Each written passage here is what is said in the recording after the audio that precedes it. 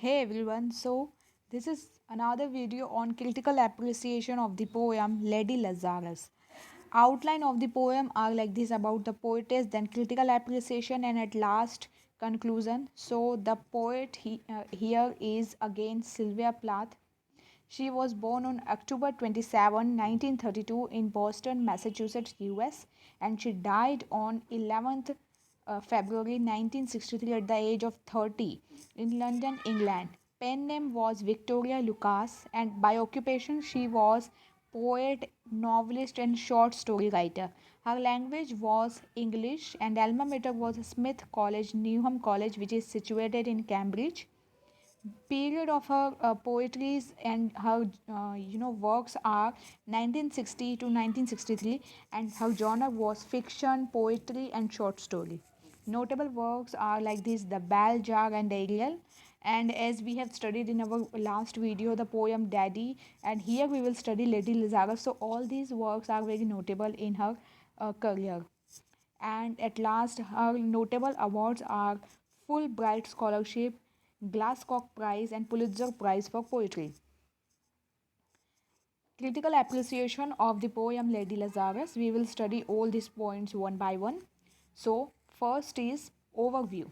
Lady Lazarus is about Sylvia Plath's failure in her previous suicidal attempts and her mental transformation before the third attempt. Plath is known for her tortured soul.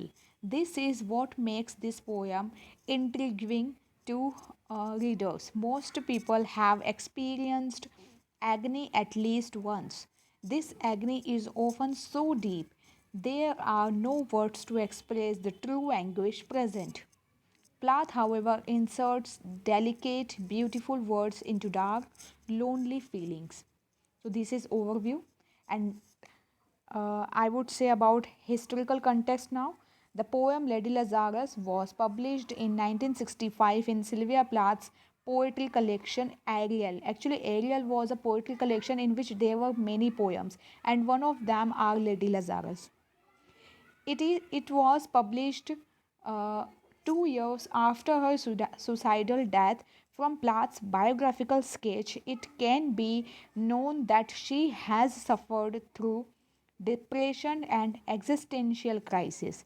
She attempted suicide several times. This poem depicts her mental state while she was going through tough times, and her mind was flooded with suicidal thoughts.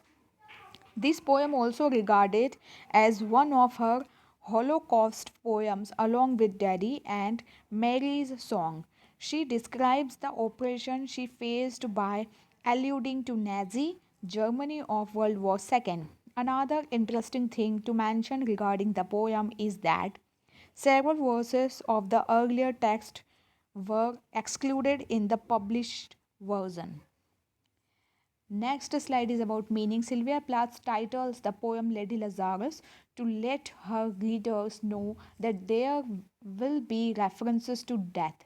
Lazarus, the well known Bible character who was brought back to life after 3 days in the tomb, will set the tone for the rest of Plath's poem. Since Lazarus was brought to life again, this poem will be one of victory over death. Just like the biblical story, however, Plath intends to identify with the Lazarus decaying in the tomb rather than the Lazarus who had been brought back to life. And next is about summary.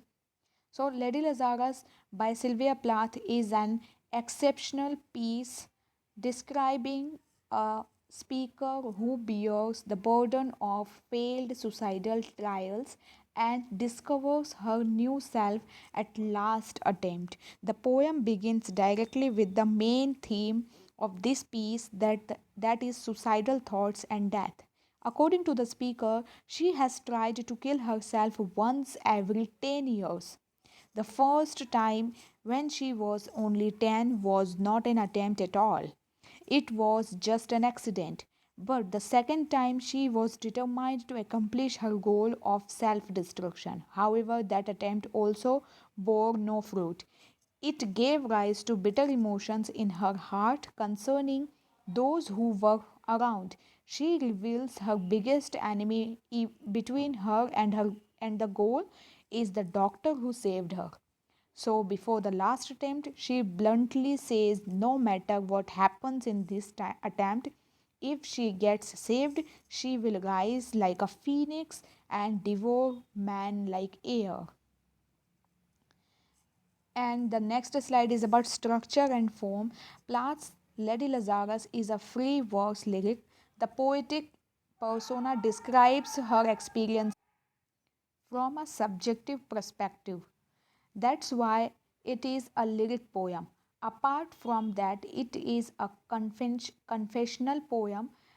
Plath's style of confessionalism deals with the subjects of suicide, mental trauma, and individual experience. Events like the Holocaust and its impact are described in this poem.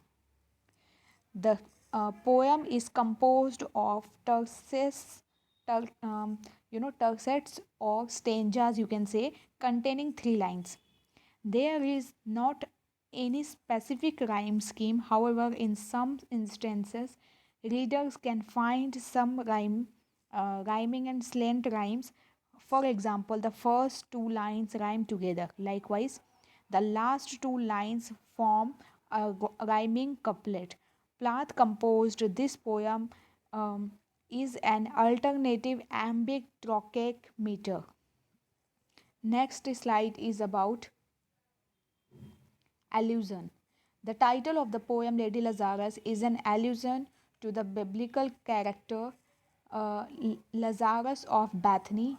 Through the title, the poet implicitly compares the character with herself, not in a subjective manner but also the perspective of rebirth and decomposition.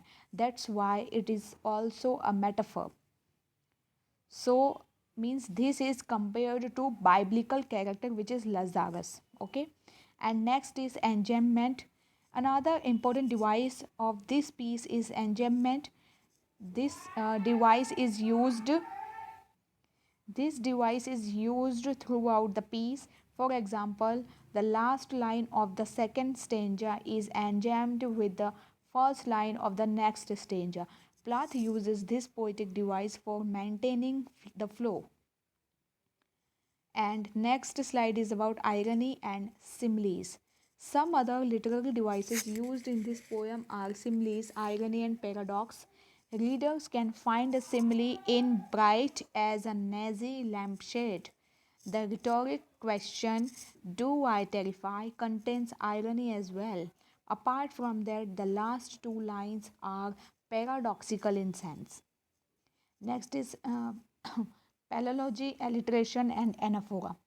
Plath also uses pallilogy, alliteration, and anaphora. For example, soon, soon, the flash contains a pallilogy, and face, a featureless, has an alliteration of the F sound. In the 16th stanza, readers can find anaphora. So, this is all about what type of literary devices she has used in this. And at last I would like to let you know about the conclusion. At the end of the Lady Lazarus, the speaker warns her enemies of her upcoming resurrections, asserting that she will rise with her red hair or and she will eat man like air. So this is conclusion. Thank you for now and bye to all.